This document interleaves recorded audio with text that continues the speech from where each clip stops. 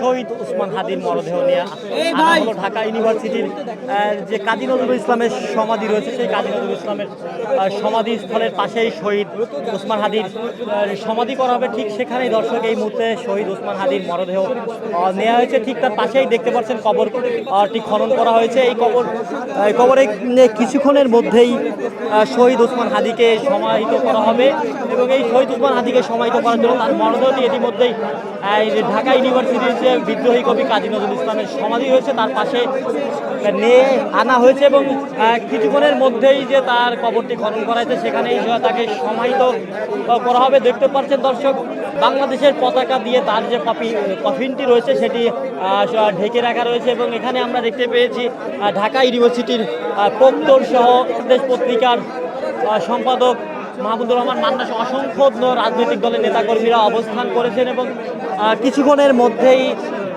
শহীদ জুলাই আন্দোলনের অন্যতম একজন নেতাকে আমরা যাকে হারিয়েছি ওসমান হাদি, তার মরদেহটি দাফন সম্পন্ন করা হবে এবং তাকে চিরনিদ্রায় শায়িত করা হবে।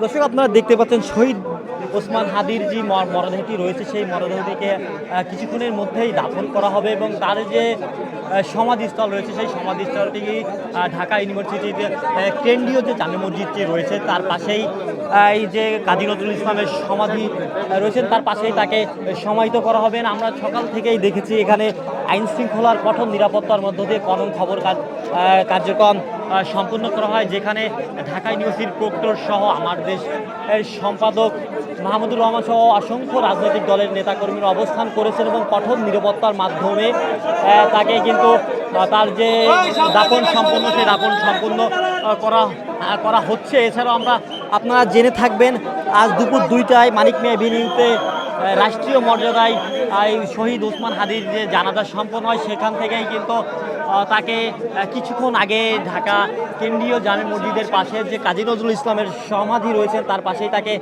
দাফন সম্পন্ন করার জন্য আনা হয়েছে এবং এখন আপনারা দেখতে পাচ্ছেন এখানে অসংখ্য নেতাকর্মী সহ শহীদ ওসমান হাদির পরিবারের লোকজন এসেছে এবং তাকে চির বিদায় জানানোর জন্যই সমাহিত করা হচ্ছে ঢাকা ইউনিভার্সিটির কেন্দ্রীয় মসজিদের পাশে যে কাজী নজরুল ইসলামের সমাধি রয়েছে তার পাশেই ওসমান হাদির দাফন সম্পন্নর মাধ্যমে বাংলাদেশের জুলাই আন্দোলনের পরে যে বাংলাদেশের নতুন একটি গণতন্ত্র তৈরি হয়েছিল, আসলে সেই গণতন্ত্রের আবারও এক ধাপ পিছিয়ে গেল বলাই চলে। এখন আপনারা জানেন ওসমান হাদি ছিলেন বাংলার 2025 সালে যে জুলাই আন্দোলনের অন্যতম একজন নেতা, যারা মাধ্যমেই বলা চলে যে যার হাত ধরেই দেশের গণতন্ত্র ফিরে এসেছিল এবং তিনি সত্যের পথে লড়াই করেছেন এবং সত্যের পথে লড়াই করতে গিয়ে প্রাণ হারালেন এবং তিনি কিন্তু অমর হয়ে থাকবেন। আসলে কিছু কিছু নেতা থাকেন বা বুদ্ধিজীবী থাকেন যারা অমর হয়ে থাকেন, শহীদ ওসমান হাদিও কিন্তু তাদের মধ্যে একজন, যার মৃত্যু হলেও কিন্তু তিনি চিরকাল রয়ে যাবেন বাঙালির হৃদয়ে।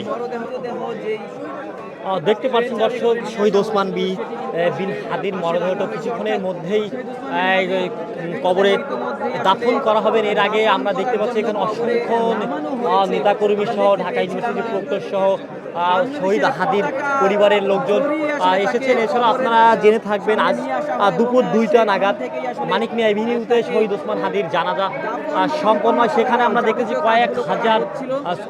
কয়েক লক্ষ মানুষ সমাবেত হয়ে শহীদ ওসমান হাদির জানাজায় সম্পূর্ণ করেন এবং সেখান থেকেই অ্যাম্বুলেন্সে করে তাকে ঢাকা ইউনিভার্সিটিতে কেন্দ্রীয় জামে মসজিদটি রয়েছে তার পাশে কাজী নজরুল ইসলামের সমাধির পাশে তাকে সমাহিত করা হবেন। এই যে সমাধি স্থল, এখানে দেশের অসংখ্য বুদ্ধিজীবী সহ কবিরা সমাহিত রয়েছেন। শহীদ ওসমান বিন হাদিও কিন্তু দেশের বিশিষ্টজনদের মধ্যে একজন, তিনি কিন্তু শহীদ এবং দেশের গণতন্ত্রের জন্য লড়াই করে জীবন দিয়েছেন।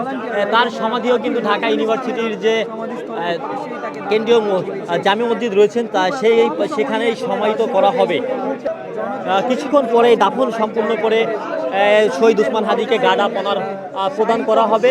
এখন যে শহীদ ওসমান হাদিকে কবরে নামার জন্য প্রস্তুতি চলছে দর্শক ঢাকা ইউনিভার্সিটির কেন্দ্রীয় মসজিদের পাশে কাজী নজরুল ইসলামের সমাধি, সেখানেই শহীদ ওসমান হাদিকে সমাহিত করা হবে। সেখান থেকে সর্বশেষ ছিল।